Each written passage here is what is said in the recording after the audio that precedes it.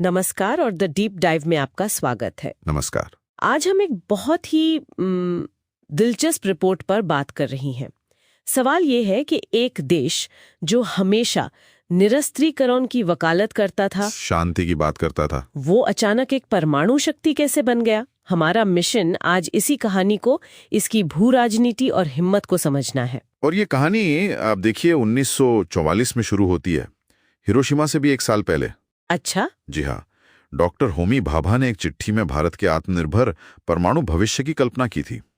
ये इस पूरी यात्रा का कह सकते हैं जेनेसिस डॉक्यूमेंट था।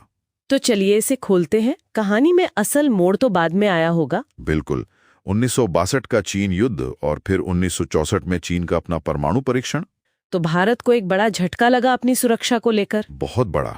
और इसी दबाव के चलते 1974 में भारत ने अपना पहला परमाणु परीक्षण किया। स्माइलिंग बुद्धा। हाँ, स्माई मुतन। और मजे की बात यह है कि भारत ने दुनिया से कहा कि ये एक शांतिपूर्ण परमाणु विस्फोट था। शांतिपूर्ण? लेकिन क्या दुनिया ने इस बात पे यकीन किया? बिल्कुल नहीं, किसी ने नहीं किया।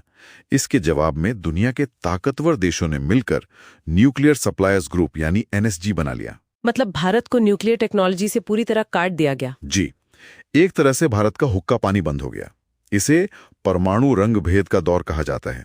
आमतौर पर तो ये किसी भी प्रोग्राम के लिए एक तरह से मौत की घंटी होती है, पर रिपोर्ट के मुताबिक यहीं से कहानी ने एक बहुत ही अप्रत्याशित। सही कहा, यहीं से सबसे दिलचस्प हिस्सा शुरू होता है। भारत ने हर रोक को एक मौके में बदल दिया। जैसे कि वो सुपर कंप्यूटर वाली बात। हाँ बिल्कुल, जब अमेरिका ने मौसम की भविष्यवाणी के लिए सुपर कंप्यूटर देने से मना कर दिया, तो भारत ने सीडैक बनाकर अपना परम सुपर कंप्यूटर तैयार कर लिया। तो ये एक पैटर्न बन गया था। हर ना का जवाब भारत एक नई स्वदेशी क्षमता से दे रहा था। आपने सही पकड़ा। क्रायोजेनिक इंजन के साथ भी ठीक यही हुआ। अमेरिका ने रूस को वो टेक्नोलॉजी देने से रोक दिया और भारत ने फिर अपनी तकनीक खुद बना ली। हाँ, ये आत्मनिर्भरता का एक क्लासिक केस था। अब आते हैं 1998 पर। यह हिस्सा मुझे किसी जासूसी फिल्म की कहानी जैसा लगता है भी। प्रधानमंत्री वाजपेयी ने परीक्षणों को हरी झंडी दे दी, पर इस बार असली चुनौती अमेरिकी जासूसी सैटेलाइट्स थे। उन्हें कैसे धोखा दिया गया? इसे एक टॉप सीक्रेट मिलिट्री ऑपरेशन की तरह चलाया गया।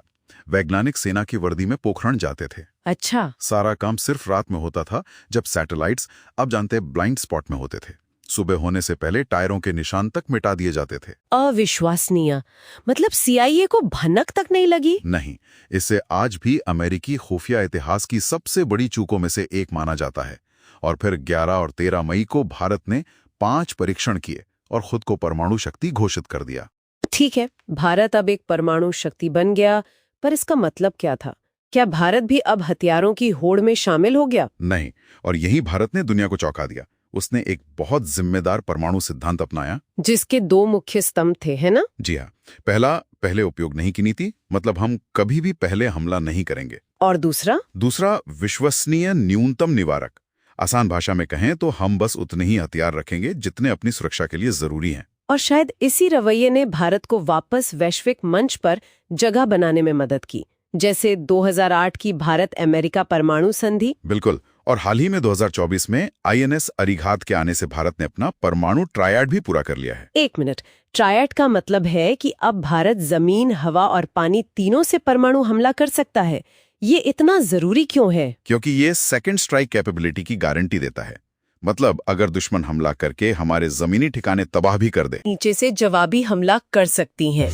ये किसी भी दुश्मन के लिए पहले हमला करने के विचार को ही लगभग नामुमकिन बना देता है। तो कुल मिलाकर ये एक अनिच्छुक शक्ति की कहानी है, जिसे भू राजनीति ने मजबूर तो किया, लेकिन उसने ये लक्ष्य आत्मनिर्भरता और जिम्मेदारी के साथ हासिल किया। हाँ, पर रिपोर्ट हमें एक बहुत जरूरी सवाल के साथ छोड़ जाती है। वो क्या है? हाल के कुछ सालों में अधिकारियों ने संकेत दिए हैं कि पहले उपयोग नहीं की नीति शायद पत्थर की लकीर नहीं है। मतलब ये परिस्थितियों के आधार पर बदल सकती है। बिल्कुल।